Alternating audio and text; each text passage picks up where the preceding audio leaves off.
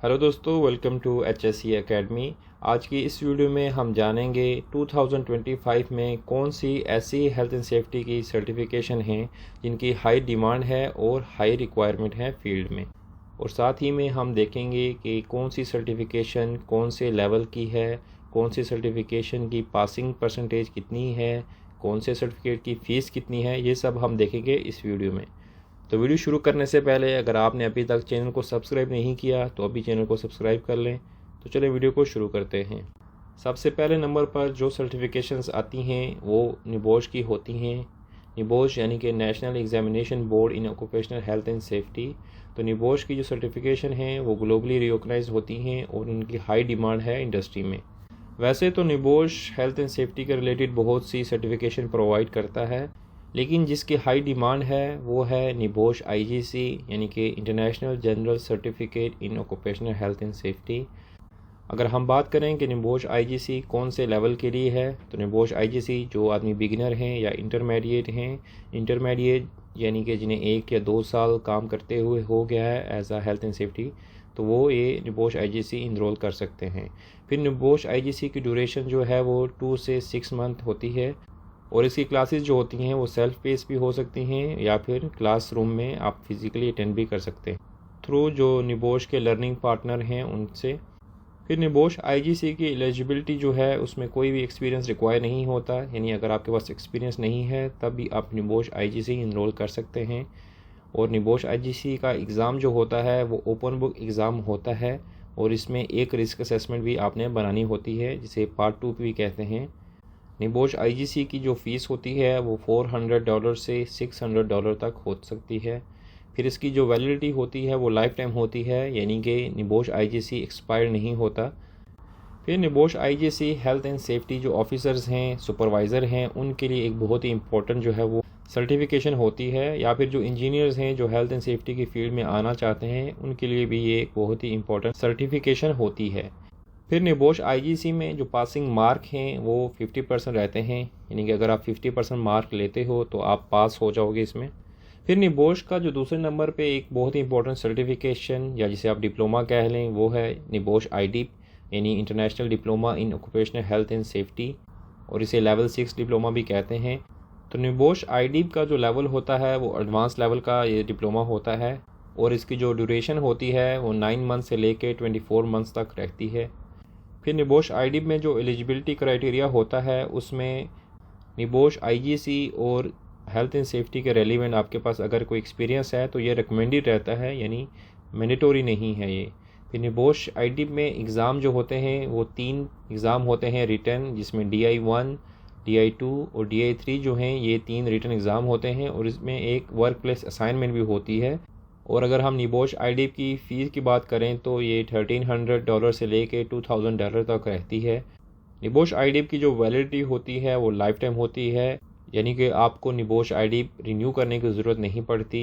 फिर NEBOSH IDIP जो है वो बेस्ट रहता है जो सीनियर लेवल के हेल्थ एंड सेफ्टी प्रोफेशनल हैं उनके लिए, या फिर जो सेफ्टी मैनेजर हैं उनके लिए, और जो हेल्थ एंड सेफ्टी इंजीनियर्स हैं उनके लिए निबोश IDIP जो है वो बेस्ट रहता है।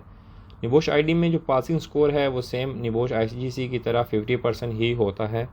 फिर दूसरे नंबर पे हमारे पास जो सर्टिफिकेशन है वो आयोश UK यानी कि institution of occupational safety in health. IOSH भी UK बेस्ड सर्टिफिकेशन होती है और ये वाइडली एक्सेप्टेड है एंट्री लेवल के जो हेल्थ एंड सेफ्टी हैं उनके लिए। आयोश मैनेजिंग सेफली ये एक सर्टिफिकेशन है जो आयोश प्रोवाइड करता है, और आयोश की ये जो सर्टिफिकेशन है वो बिगिनर लेवल की होती है और इसकी जो ड्यूरेशन होती है वो 3 to 5 डेज़ तक होती है। आयोश MS में कोई भी एलिजिबिलिटी क्राइटेरिया नहीं है, यानी कि कोई भी एक्सपीरियंस आपको रिक्वायर नहीं है। फिर इसका जो एग्ज़ाम होता है वो मल्टीपल चॉइस एग्ज़ाम होता है और उसमें एक प्रैक्टिकल रिस्क असेसमेंट भी आपको प्रोवाइड करनी पड़ती है। फिर इसकी अगर फ़ी की बात करें तो ये $300 से लेके $600 तक रहती है। और आयोश मैनेजिंग सेफली जो सर्टिफिकेशन है इसकी वैलिडिटी लाइफ टाइम तक होती है। और आयोश की ये सर्टिफिकेशन जो एंट्री लेवल के हेल्थ एंड सेफ्टी ऑफिसर होते हैं, सुपरवाइज़र होते हैं या फिर जो मैनेजर हैं उनके लिए ये सर्टिफिकेशन बहुत ही इंपॉर्टेंट होती है। फिर हम अगर इसके पासिंग स्कोर की बात करें तो आयोश का पासिंग स्कोर जो है वो 60% होता है। फिर हमारे पास जो तीसरे नंबर पे सर्टिफिकेशन है वो है ओशा की, यानी कि occupational safety and health administration. फिर जो ओशा सर्टिफिकेशन या ट्रेनिंग प्रोग्राम प्रोवाइड करता है ये हाईली रिकॉग्नाइज होते हैं यूएसए में और मिडल ईस्ट में, यानी कि यूएई, सऊदी और कतर में भी जो है इस सर्टिफिकेशन को इम्पोर्टेंस दी जाती है। ओशा में जो इम्पोर्टेंट सर्टिफिकेशन होती है वो ओशा 30 आवर्स होती है, जिसमें जनरल इंडस्ट्री या फिर कंस्ट्रक्शन इंडस्ट्री की सर्टिफिकेशन होती है। तो इसका जो लेवल होता है वो बिगिनर लेवल होता है, यानी कि जो बिगिनर्स हैं हेल्थ एंड सेफ्टी प्रोफेशनल उनके लिए ये होता है। और इस कोर्स की जो ड्यूरेशन होती है वो 30 आवर्स होती है। और अगर हम इसके एलिजिबिलिटी क्राइटेरिया के बारे में देखें तो आपको कोई भी एक्सपीरियंस रिक्वायर नहीं है ये ओशा 30 आवर्स सर्टिफिकेट लेने के लिए। और अगर इसके हम एग्ज़ाम की बात करें तो ये ऑनलाइन टेस्ट होता है। ओशा 30 आवर्स की फ़ी जो है वो $150 से लेके $300 तक हो सकती है। और इसकी जो वैलिडिटी होती है ये लाइफ टाइम होती है, लेकिन 3 से 5 साल जो है ये इसकी रिफ़्रेशर ट्रेनिंग रिकमेंडेड की जाती है। फिर ये ओशा 30 आवर्स जो सर्टिफिकेट है ये हेल्थ एंड सेफ्टी ऑफिसर जो जनरल इंडस्ट्री या फिर जो कंस्ट्रक्शन सेक्टर में काम करते हैं उनके लिए इम्पोर्टेंट एक सर्टिफिकेशन है। और इसका जो पासिंग स्कोर है यानी पासिंग परसेंटेज है वो 70% है। फिर चौथे नंबर पे जो सर्टिफिकेशन इम्पोर्टेंट है वो ISO 45000 का जो कोर्स है लीड ऑडिटर का वो है, यानी कि occupational health and safety management system. तो ISO जो 45001 है ये भी एक इंटरनेशनल स्टैंडर्ड है occupational health and safety management system का। और इसका जो लेवल है वो इंटरमीडिएट से एडवांस लेवल का होता है। और इसकी जो ड्यूरेशन है वो 5 डेज़ होती है। अगर इसकी एलिजिबिलिटी की बात करें तो जो basic health and safety knowledge या फिर एक्सपीरियंस जो है ये रिक्वायर्ड रहता है। और इसका एग्ज़ाम जो है वो ऑनलाइन भी होता है, ऑफलाइन भी होता है, और आपको ऑडिट रिपोर्ट जो है वो एक सबमिट करनी पड़ती है। इसकी फ़ी जो होती है वो $400 से लेके $700 तक होती है। ISO 45001 की वैलिडिटी जो है वो लाइफ टाइम होती है, लेकिन रिकमेंड किया जाता है कि हर 3 साल बाद रिन्यू किया जाए।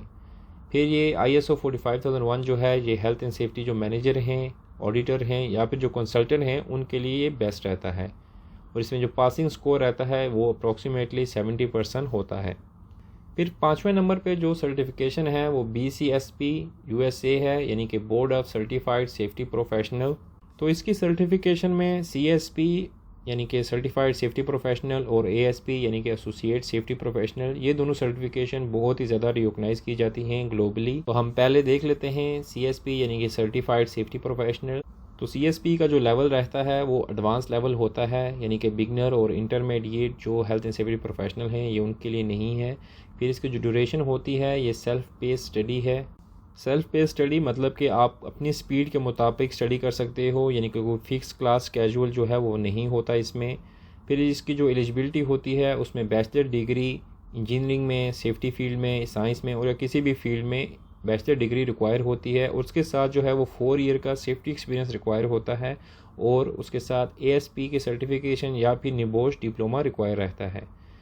CSP के एग्ज़ाम में 200 मल्टीपल चॉइस क्वेश्चन होते हैं और ये 5 आवर्स का एग्ज़ाम होता है। अगर हम इसकी फ़ी की बात करें तो ये $450 से लेके $600 तक होता है।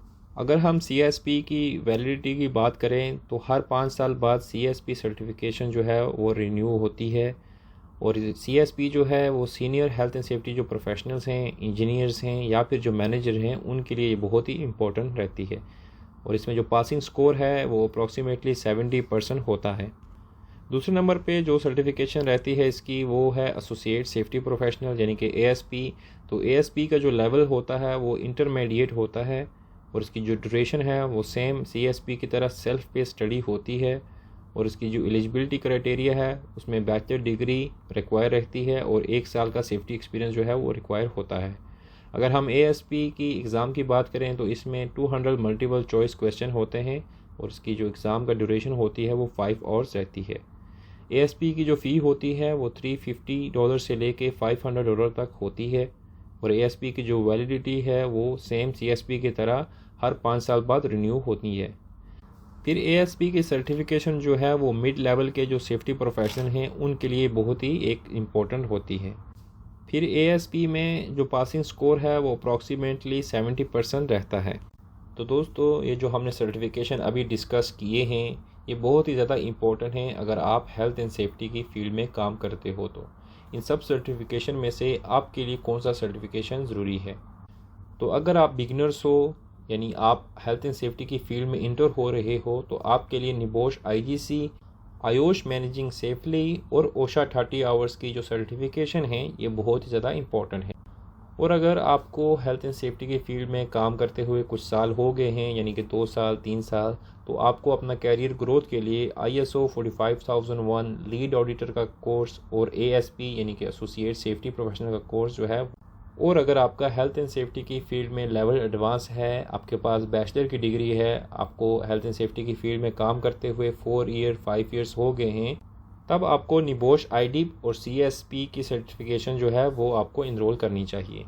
तो दोस्तों, उम्मीद करता हूँ आपको आज की इस वीडियो में पता चल गया होगा कि आपको कौन से सर्टिफिकेशन की ज़रूरत है 2025 में, अगर आप हेल्थ एंड सेफ्टी की फील्ड में काम करना चाहते हो या फिर आप ऑलरेडी हेल्थ एंड सेफ्टी की फील्ड में काम कर रहे हो। और अगर आपका कोई भी डाउट है इस वीडियो के मुतालिक तो आप कमेंट सेक्शन में जाके कमेंट कर सकते हैं। तो मिलते हैं अगली वीडियो में एक नए टॉपिक के साथ, तब तक के लिए आप अपना ख्याल रखें। Good bye.